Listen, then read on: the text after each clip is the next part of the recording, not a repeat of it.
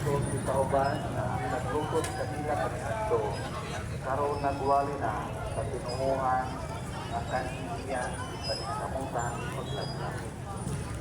Una, ikayon sila ang Diyos tungod sa ako. Ang pulong sa Ginoo. Salamat sa Diyos.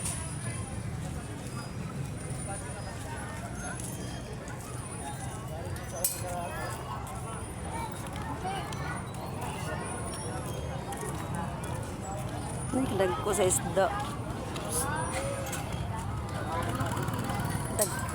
Kadag ko sa isda.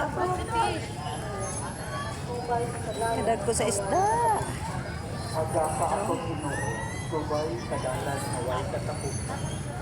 O Ginoo, Ginoo ako sa yan, at makailais ako sa namin. Kung ibalik ka, anong ka ako maligid, at ang makakamit ka sa aking mga kaunina, at ang kahalagin. Hindi pa rin ang aking mga kanya, at ang mga kulay, pinapit ka sa aking mga Aga pa ako Ginoo, subay kadalan na way katapusan. Sa pinuray, iulman mo at pinagagman sa aking kaugalingon. Ibuhat mo ako dito sa pag-uangkat sa aking sinahan. Ipasalamatan ko ikaw tungkol sa makahadlo at kung sa kailangan niyang pagpapahal. Aga pa ako Ginoo, subay kadalan na way katapusan. Ang akong stag na palab na kalindag sa inyong pag-ay. Iniwala niyo ang aking nagbibigat. Diha nagbibigat ako sa tabot, diha nagsiulma ako sa pinalilagman sa yuta. Aga ka ako Ginoo, subay kadalan na way katapusan. Nay, so cute.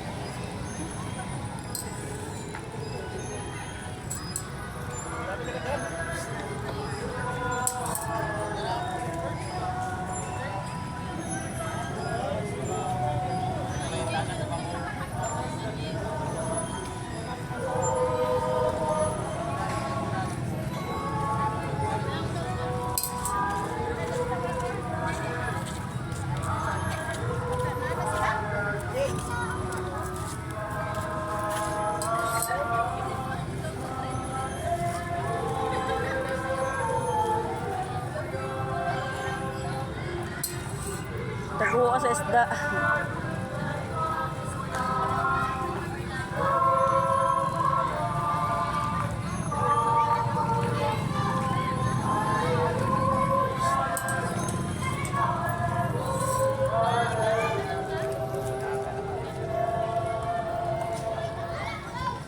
Ang Ginoo mana sa inyo. Manausap sa inyo, Ginutlugikan sa Ebanghelyo sumalan sa Lucas. himayaw ikaw o Kadag.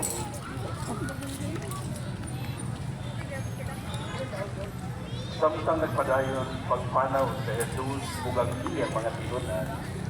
Nahiyabot sila sa usa ka balangay. Rebuyag. Sa kababay nga ginganlag Marta. Imposible jud kayo wag mo pag mamasal ka diha. Sa iyang balay. May igsuon siyang babae nga ginganlag Maria nga naglingkod sa tiilan sa Ginoo ug namati sa iyang gituso. Si Marta nagkapuliki sa daghan niyang buluhaton. Busa miduol siya umingon. Ginoo, di